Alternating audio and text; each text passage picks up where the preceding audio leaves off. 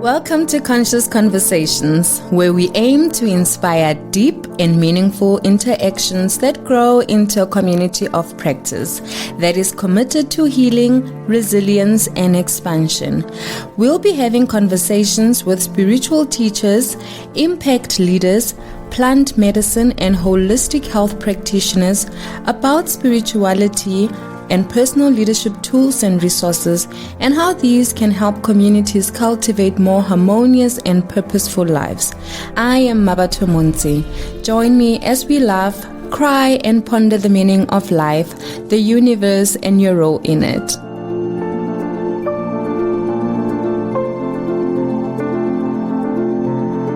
In this conversation, we speak to Channelie Vandenberg. Channelie is a spiritual guide and entrepreneur based in Centurion, Pretoria. Through her practice, she offers holistic plant and fungi medicines that assist and guide people on their journey to finding their own way back to wholeness, inner purpose, and fulfilment. She discovered these ancient medicines and other ancient healing modalities through her own journey back to wholeness. Good morning, Channelie. Good morning, Mabatu. Thank you very much for having me here. Thank you for being here with us. Please tell us about yourself. Okay, well, that's always a difficult question. I grew up in Pretoria, Centurion as well. I've stayed there most of my life, traveled around a little bit. I was quite a sensitive child. Had lots of food allergies and sensitivities to food and pollen and all sorts of things like that. So I was very, very sensitive as a child. I couldn't have preservatives and colorants and, all the stuff that kids eat at parties. My mom used to pack my own little food bag when I went to a party. And as I grew up, there was obviously certain things that they didn't really have the technology to test for yet. So I had a lot of difficulty concentrating, and focusing on studies and that kind of thing. Even though I didn't do too badly at school, it was always a bit of a struggle. And eventually, the doctors tell you outgrow these, allergies, which I never did, even though I thought I did. So my 20s, I had started developing quite severe depression and anxiety, and I was very unmotivated, picked up a lot of weight, and really, really just battled with myself on a day-to-day basis. Till eventually I took the next step and let go of all the pharmaceutical medications and the alcohol, and I did this through practicing meditation, working with plant medicines, and one of the other fundamentals was nutrition. So really looking at those three areas and deep diving. And I started losing a lot of weight. I've lost about 30 kilograms. Oh, wow. Yeah. And also got to a place of serenity within myself, which I never thought was possible. A whole new world opened up to me, and I could really start digging into my personal talents and developing them, and allowing myself to be the sensitive person that I am, and more seeing it as a strength than something that weakens me, or that's a super challenge. So yes, that's pretty much my little story around mindfulness. And would you say that is when your spiritual journey started, or you discovering your spiritual side? Definitely. It was through my spirituality that there was an inner strength that developed. You can have many techniques, but that inner strength comes through your relationship with the Creator, with the divine, and truly recognizing who you are, where you come from. Without having to put a label on the religion or the spirituality or the term. We're all actually cut from the same cloth. And that gave me so much freedom, so much strength and courage to move forward. So yes, definitely spirituality blossomed through there. I've always been a little bit spiritual, even from childhood. In my teens, I started really connecting with my church on a very spiritual level, more than just the indoctrination of the modality or the process. And yes, deepening my spirituality definitely started flowering in my 20s, and it's just deepened since then. And what would you say particularly triggered your interest in mindfulness? You mentioned that you started meditating. I know with meditating comes a lot of presence. So would you say because of your meditation practice, you were then introduced to being a bit more mindful? Definitely. Okay. So I had a big shift at the age of 28, 29, where I was weaning myself off of my pharmaceutical cocktails. And I was diagnosed bipolar at that point. And I just realized that there's no future for me in that way going forward. So a beautiful friend of mine that's still in my life today mentioned to me the Vipassana meditation retreat. And from the moment I heard that, there was almost like a little spark within me saying, that's where you need to go. And I didn't want to go there while still being under the influence of so many medications. So I actually worked. It took me almost 2 years to get to the point to actually attend a retreat. So I worked towards that space to get 10 days off of work. In the first place is not always the easiest thing. And it's not just off from work. It's literally kind of being off the planet because you don't even have a contact. You can't be contacted during that time. So that was a big thing for me. I did start weaning myself off of the medications through my doctor. And kind of the week before, I came off my last couple of things. And I had such an incredible experience. It was very, very tough. But it was night and day for me. The anxiety disappeared, the depression disappeared. And from that point, it's never, ever been to that extent or that intensity that it was before. So it's a tremendous process. And I still use it till today. It's incorporated as part of my journey. So you speak about you being diagnosed with bipolar. How did that look like for you? So what were some of the challenging experiences for you that kind of created the discomfort in your life and directed you towards wanting to get better? Because oftentimes people get stuck, in that space. So how did your life look like during that process? And what was the breaking point for you? Well, first of all, the breaking point was suffering. The intensity of the suffering was just too much. So at that point, I was already quite overweight and I was feeling terribly sluggish. I was not motivated to follow any of my dreams that I used to have. I was physically ill often, very, very often, on medications for illness, reflux. I was in hospital a couple of times for reflux, which was very, very intense. I couldn't even sleep on my back for probably 2 or 3 years. And always very, very acidic. And, with that, there's just, acid. Acid in the body was very, very intense for me. And at that point, I was just like, there's no more, I can't continue on this route.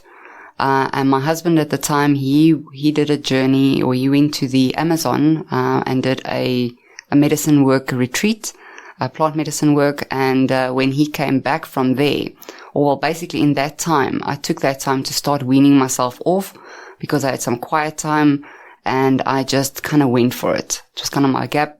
And I took the gap and I just started weaning off of all my medications and then eventually got myself ready to go to the Vipassana. And so after your experience at Vipassana, you then started integrating the technique of being present, the mindfulness, right, in your life. What did that look like? And what is mindfulness really, in the practical sense?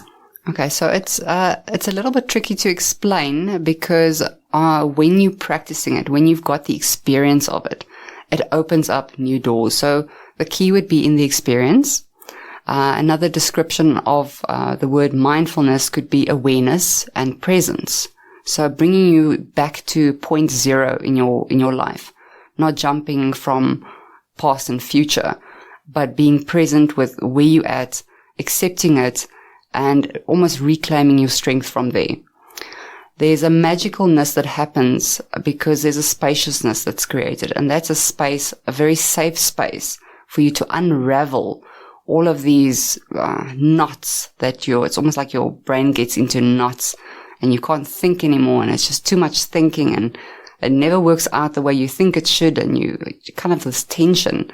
And with the spaciousness that comes with practicing a mindfulness technique or practice, there's this beautiful space that opens up where everything almost just defrags. So if you know computer terminology, to defragment your mind or to reset it or restore or to recalibrate, I like to use the words there because it's very descriptive. It's a magic that happens in the silence. And that's pretty much my understanding of mindfulness in a very practical way. You mentioned living in the past or in the future. You know, these are often areas of life that give us anxiety, where we anticipate what is going to happen based on past experiences, which are often riddled with disappointment, with hurt, what often looks like betrayal, and the anxiety of not knowing what lies ahead. I don't think that a lot of the time people are generally aware that they are living between these two times, these two periods. You know, how do you think people can identify that? You know, because I have found through my experiences that the past is usually attached to traumas that we have experienced. So even when we respond in the present situation, we use the past, triggers from the past to try and address things, you know, right now. So how do we balance that? Okay, that's a very, very good question. So the past, so when we are kind of worried about the past, or we kind of stuck in the past, let's call it stuck in the past, we tend to have depressive symptoms.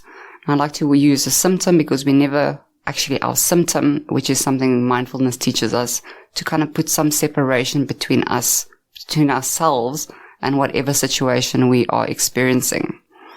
Now, if we are experiencing a form of depression, it's usually because we're stuck in the past. We've got unresolved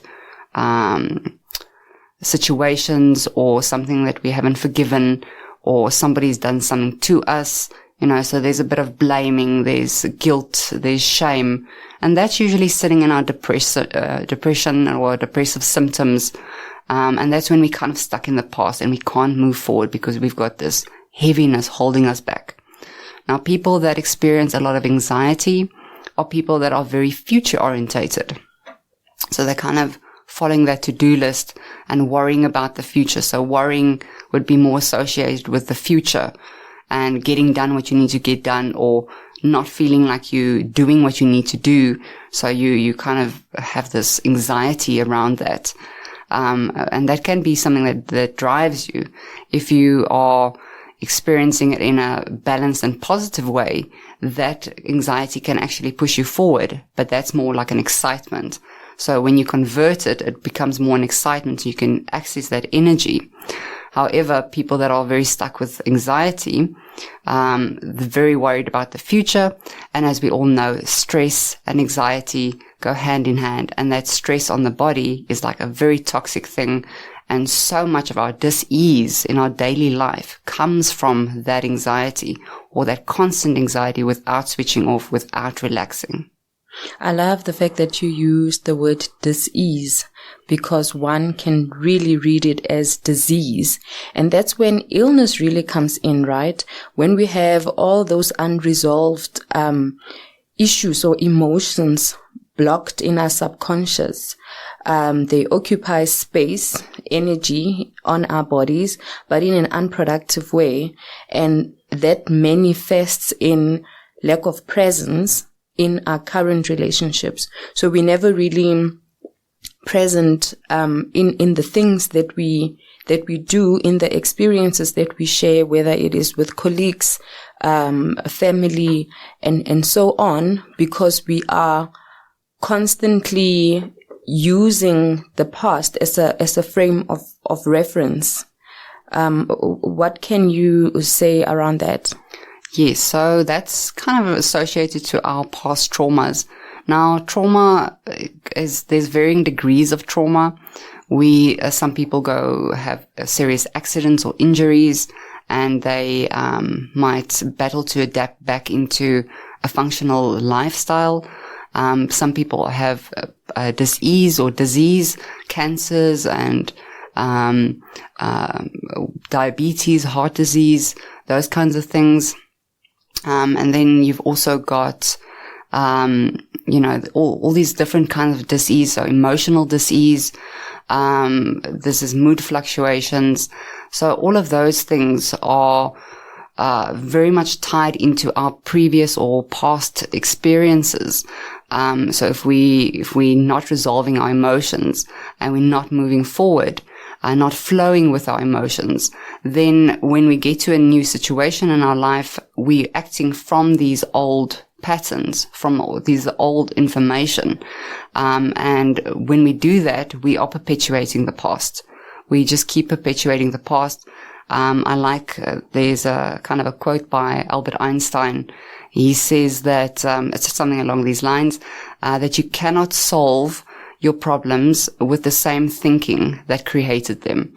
So when we stay in a certain mindset, and we're always practicing that mindset when we get into a certain situation, to some degree, the results will always be the same. Now, where mindfulness comes in is just to bring you back to ground zero, put a little bit of space between you and your situation, and reassess, see how somebody else would do it. And that's where you can start inquiring within yourself. How can I do this differently? What would be a more positive way to act from this point?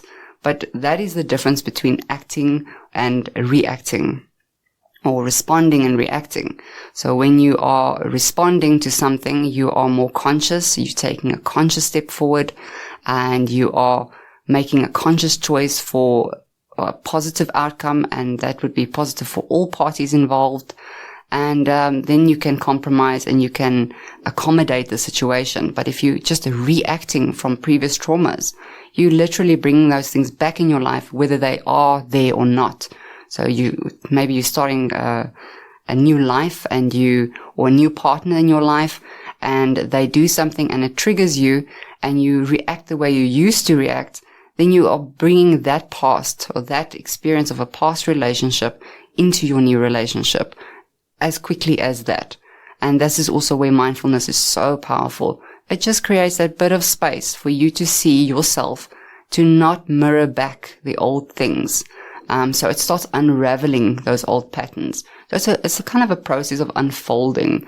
So I think that's what I can say about that.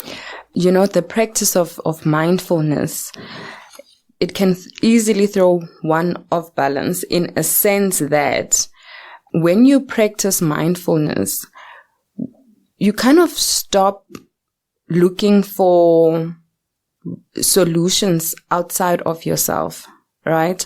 Having gone to Vipassana myself and experiencing the shift in practicing mindfulness, or that practicing mindfulness can really give one, I also realized that being mindful gives us an opportunity to stop the blame. So for a second, before you react to a situation, you kind of have to stop and ask yourself, where is my response coming from? So is the response coming from past experiences that you are then using to, make up a story around the current situation? Or is it really the true nature of what is going on? That is what I found. And that is not necessarily easy, because it means you take responsibility for yourself and for the situation and how you respond in the situation, and why, most importantly, you are responding in that particular way. Because oftentimes, like you said, our responses to situations, or rather our reactions to situations, are based on our past trauma, on our past experiences. So it becomes a reaction by default. And now the mindfulness, or practicing mindfulness, allows you to pause and really look at why you feel the way you feel, isn't it? Definitely. So I love the word response and responsibility. So responsibility, if you break it up, first of all, responsibility is when you take responsibility for your own actions, your own thoughts, and your own future and your own life. You're taking that responsibility to unravel and to grow and to learn and to unlearn and to relearn. And when you take that responsibility, your responses start changing, because it's your ability to respond. Responsibility. And you can actually break the word up like that. And when you take that responsibility, then no longer are you waiting for somebody else to bring you the solution. You are taking that action by yourself. And when you do that, it's like the whole world stands with you and helps you along the way and opens doors for you. And things just start flowing, because you are taking that responsibility to mold your own emotional state, your own mental state, to that which is more suitable for you, which in the greater scheme of things usually is best for the whole world, best for your home environment, your colleagues that you work with, and it's just best for your whole environment. I find that with practicing mindfulness, we also stop blaming others. So what other people say or do no longer has such a great effect on our emotional state, because through the practice of mindfulness, you then realize that everyone is on their own journey. And a lot of the time, how people respond to things or how they feel has nothing to do with you. Whereas for people who are not necessarily aware or mindful, we can easily get triggered, and it might not even be about the actual situation or what the person is saying, but your association with specific words, a particular situation. Yes. Okay. So along with mindfulness also comes, so mindfulness is one practice. However, along with mindfulness comes knowledge. So the more you practice mindfulness and the more you start observing, it's almost like you need some fundamental tools to work with as well. I love the book, The 4 Agreements by Don Miguel Ruiz. And in that book, they talk about basically the 4 principles, or agreements that if you live by these principles, then you are much more free, much more open, much more creative, and just a beautiful, happy person kind of thing. So with that said, one of the agreements in there is not to take anything personally.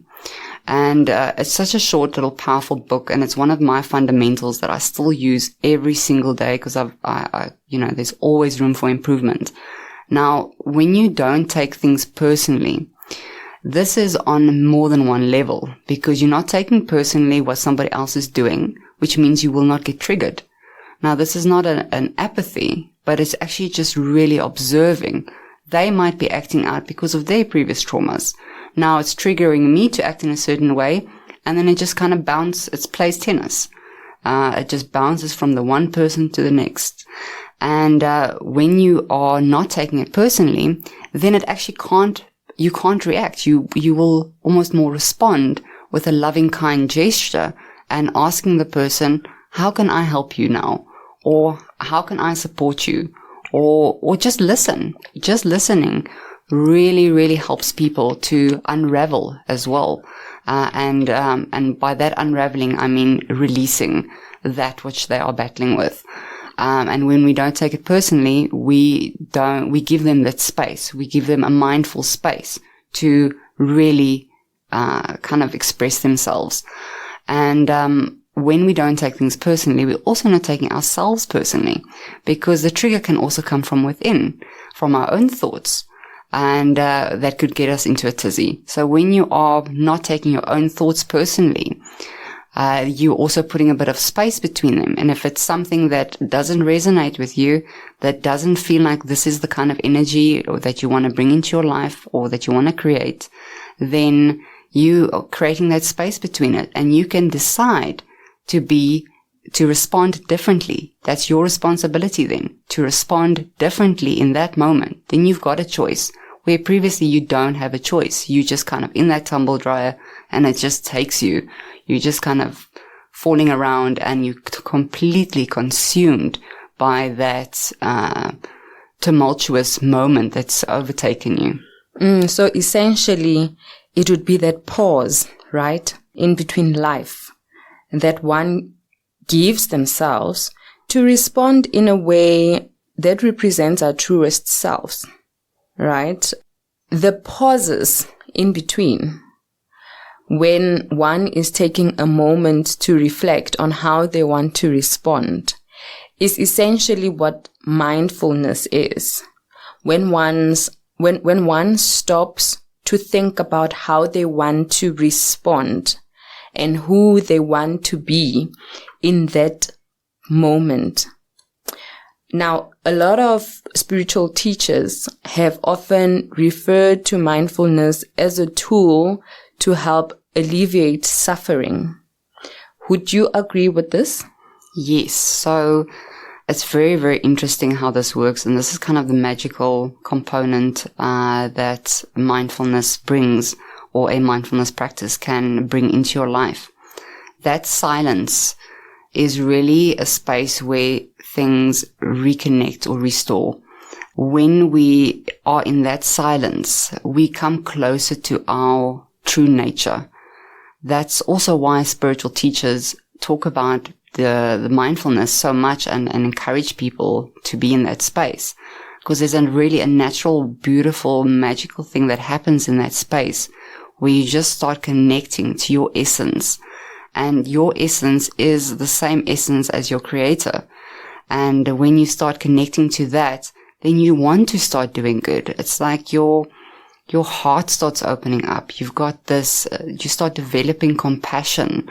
You start seeing people for who they truly are. They are creations of the creator, fellow humans on the planet with you, all seeking the same thing, all wanting to be whole and worthy, loved and nurtured, part of a community, grow and learn. And we lose touch of those things in the chaos of life. And when we are in that silence, that naturally these values, these things that are truly important to us, they kind of come to the surface, and we can really decide for ourselves, yes, this works for me. Or no, this doesn't work for me. Like my parents used to act in this way or that way. And that actually didn't work for me. Mm-hmm. But now instead of having almost an unforgiveness or a hardness or an anger towards them, say thank you. Thank you for showing me how not to do it and how I don't want to do it, or something that doesn't resonate with me. So in that silence is where we develop and grow our truth. And that is always beautiful, and it's always aligned with the greater whole and bringing peace and harmony to ourselves and our environment. I love the fact that you bring truth to it, because in that silence, that is where we have an opportunity to ask ourselves, why am I responding this way? isn't it? And that's where I think if one is honest enough with themselves, you then get to see how life has altered who you are, in your truest essence. Well, definitely. For me, it's really been a process of unraveling and unfolding. And every time I think I've dealt with something, then it's almost like I get to another layer of it, and it just deepens the process. And every time I go through these kind of rough patches where I'm wrestling with it and just kind of going back into the silence, really it's like new pathways open up, and new doors open up, and new possibilities open up. And the key is in the trauma, so it's very kind of contradicting, but the key is in the trauma. The key is healing the wounds. Because mindfulness generally allows us to tap into ourselves, so to stay tuned in with why we do things, and not so much as projecting our issues or unresolved things onto other people. I think it also allows us to be a bit more compassionate in certain ways, and to be more aware of what we consume, to be more aware of how we live. I've seen a lot of spiritual teachers talking about how practicing mindfulness can help us lead more healthier lives, and just being more compassionate. What are your thoughts around this? For me, mindfulness has been a purification mechanism or a detoxification mechanism. And it goes on all levels, because if you clear out your mental clutter and your emotional clutter, all that clutter almost gets reconverted back into pure potential energy. And it's to explain, or to give you an analogy, is when you're driving your car, once you take it for a service. Now, every time you've taken it for a service, it kind of feels like it's flowing a little bit better. The fuel consumption might be a little bit better. Everything just kind of feels smooth and flowy. Now, that is what you get from mindfulness. And when things are smooth and flowy, we tend to make really good decisions, or better decisions. And each better decision that we make changes the whole trajectory of our life and our life path. We might think that certain things are important to us at a certain point in our life, and then as we progress in life, we're like, okay, but this doesn't really resonate with me anymore. And maybe that was a little bit of a toxic decision or path that I was on. And now by changing little decisions, we start cleaning out ourselves, cleaning out our futures, or paving a new path in our future. And so it detoxifies. It can really heal the body, because a lot of our aches and pains come from emotional build-ups and things we're not facing. And then the body starts reminding us, hey, there's some stuff here. Please look at me. And then we just take another painkiller.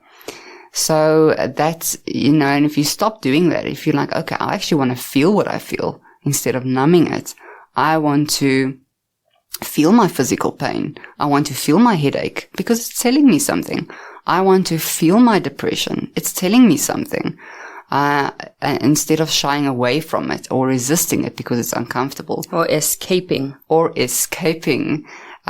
definitely in an escapist culture. Pretty much a lot of what we do is escapism, or our releases, or escapes. Whether it be television, whether it be food, whether it be going out to partying in an unhealthy way. I'm not saying partying is wrong, because it can be very, very healthy to have fun and just enjoy your peers and celebrate. So, yes, but if you're overdoing anything and you're starting to get ill, you're starting to get aches and pains, you're feeling more sluggish, your energy levels are dropping, that's usually a sign that there's something out of balance. And mindfulness really gives us that tool to say, okay, what's cooking here? And okay, maybe I need to go see this person or that person to give me some guidance here or there. So mindfulness really is a guide for us, our inner guide. We always actually know what to do. Even if it is to ask for help, we will know what to do. And the moment that we don't know what to do, we don't have a plan, that's really when life feels very tough, when we don't see a way out. When we become still, there's always a way out. And literally, if the thought pops up to call a friend, then that is exactly what you need to do in that moment. And that will be the thing that solves your problem, or that leads you to the next breadcrumb, and the next to get to that solution, and a bigger picture. So you mentioned escape as, one of the things that society does also well to not address things. And what immediately came to mind is consumerism as well. We try to fill the voids with stuff, and it's so evident in our communities, in our country particularly, where people just try and hoard everything, because they're feeling so insecure. And people often feel that they need to be having all these things or be dressing in a particular way in order to feel or in order to validate their sense of self-worth. Now, from what I have experienced through the practice of mindfulness and, at Vipassana, and some of the things that I've taken with me is how by using mindfulness, I can also actually determine why I want the things I want. What am I trying to prove to who? So it can be a really, really powerful, tool in trying to lessen the pressure that we put ourselves in. Yes. So, just touching on consumerism, one of our human fundamental needs is to feel loved, to feel accepted, to feel part of a community, and have that support, and encouragement of your peers and your family and your social environment. And with consumerism, they actually kind of playing on that vulnerability of ours, or that need, that innate need that we do have as humans. And when we get so involved with it, we lose track of the essence. And then we can't see ourselves. You can't feel good without doing something from the outside. When you are practicing mindfulness, there comes a point where you really shift to a space where you feel happy and content no matter what. No matter if your closest human to you leaves the planet, you will still feel that love and contentness within yourself, even though you're going through an emotional imbalance or grieving. So yes, consumerism is definitely something that's definitely quite evident, especially if we're putting value on something outside of us to make us feel a certain way, and we become dependent on that thing. Now, obviously, there's balance to everything. So any too much or excessiveness would be a problem, and we will see it in our energy, whether it be finances, whether it be relationships, whether it be our relationship with ourselves, our health. All of those things will show a compromise, or will be compromised in some way, and with awareness, the awareness that comes through mindfulness, we can actually start seeing these areas more clearly, and naturally we start working on them. Because mindfulness is such an amazing tool that we can use to determine why we do things, right? That includes why we spend where we spend, how we respond in our relationships, whether it is at work, whether it is in our family situations, because mindfulness challenges the ego. The ego always responds from a place of self-preservation. Do you think then that mindfulness could be a key in helping us to restore humanity? There's so much disconnect between people, because we are always responding from wanting to protect ourselves based on our past traumas. Now, if we were all to use mindfulness in our lives or practice mindfulness, do you think communities would look different? I definitely think so. I see it happening all across the world. You see different communities that are more integrated with their practices, their mindfulness practices. Naturally, in those communities, you see more cooperation, more compassion, more kindness, more concern for your fellow human, more community orientated, and there's a sense of sharing.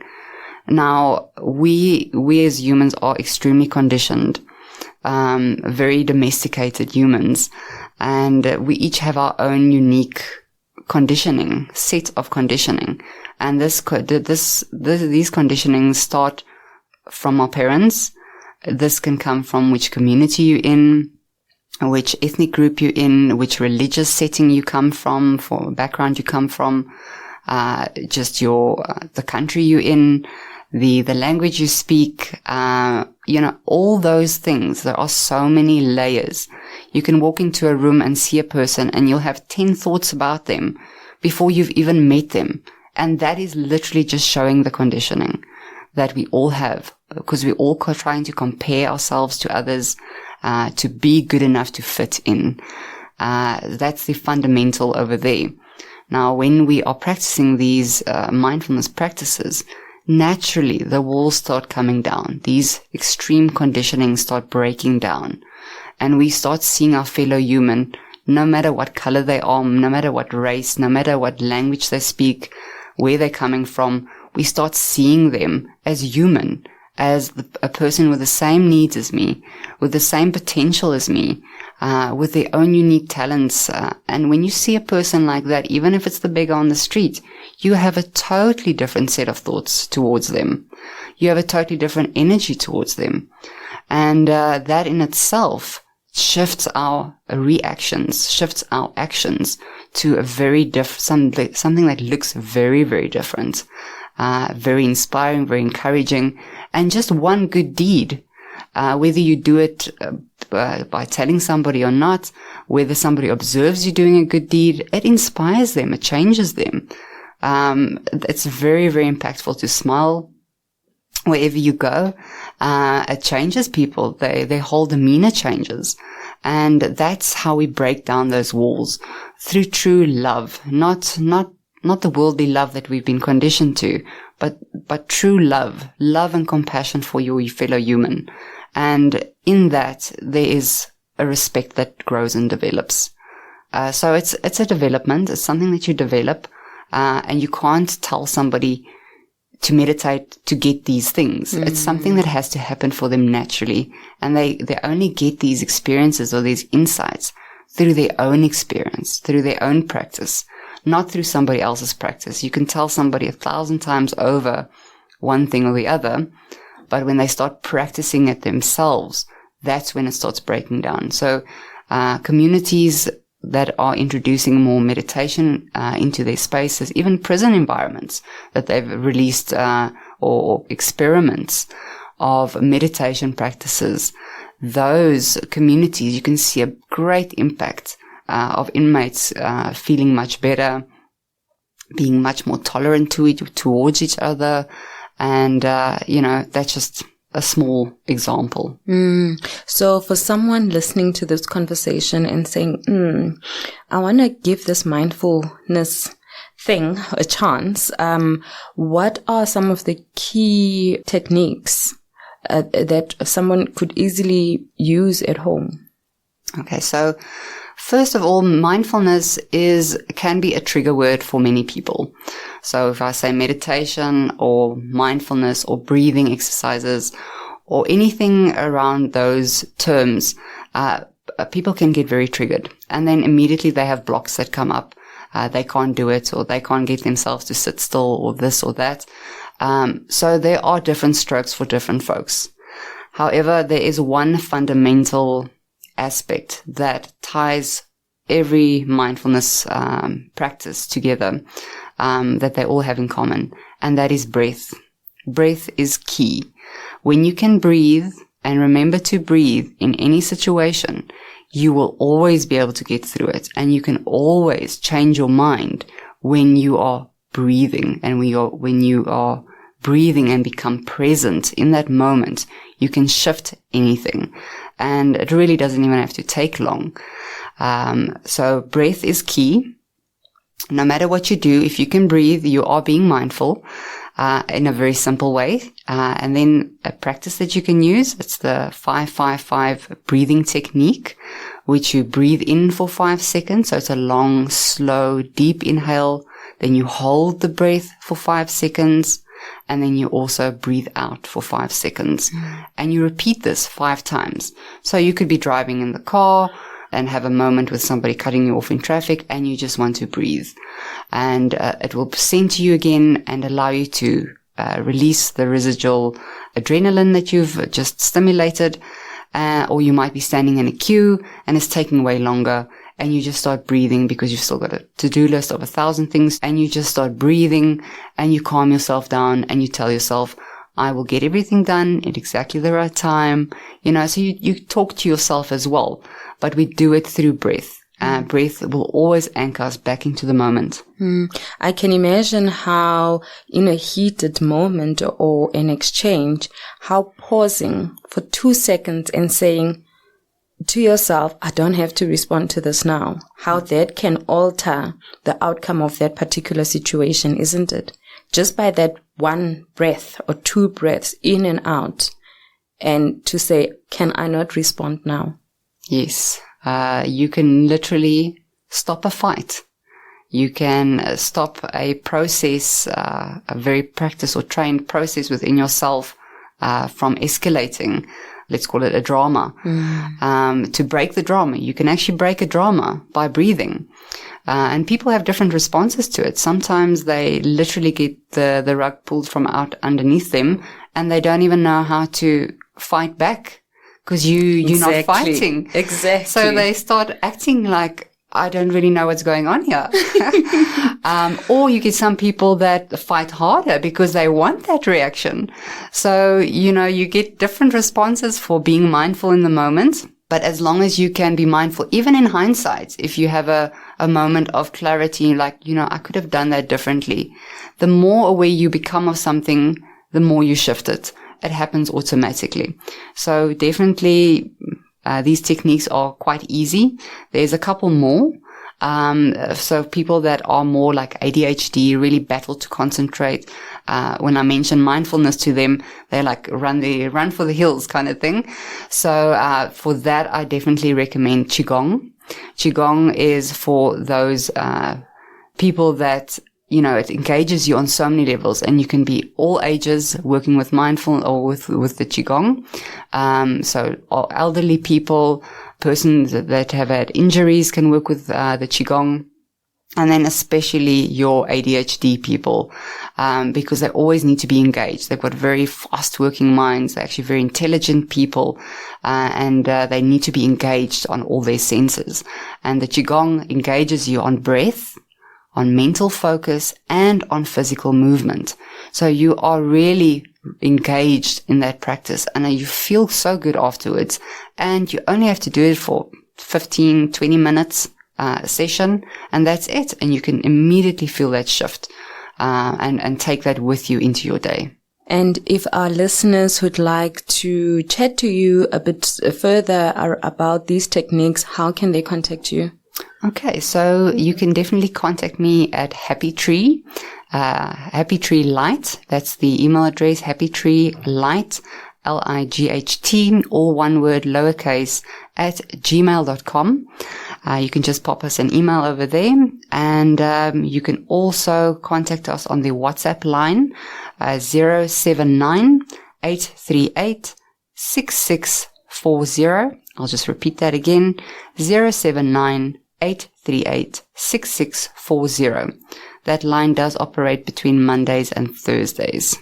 Thank you so much, Channelie, for speaking to us on this very important topic of mindfulness. I really hope that the work that you do and some of the experiences that you have had in your personal journey can reach more people to really help them and encourage them to live differently. I think there's so much value in building that inner awareness, the level of resilience that one develops from just being aware of themselves and some of their own triggers or traumas can be so empowering, because it then gives us an opportunity to change how our lives look like. And we see with the levels of suicide rate, the levels of people who are depressed, they're going high.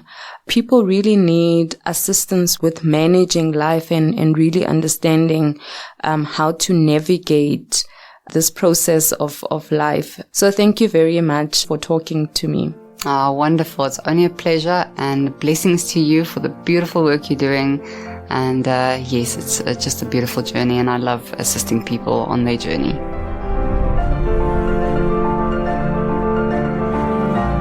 Thank you for sharing your time with us today. I truly hope you learned something new, felt something, and were inspired to cultivate a more conscious life. I'd love to connect with you, hear your thoughts and stories. Please feel free to reach out. Our contact details can be found on moncm.co.za.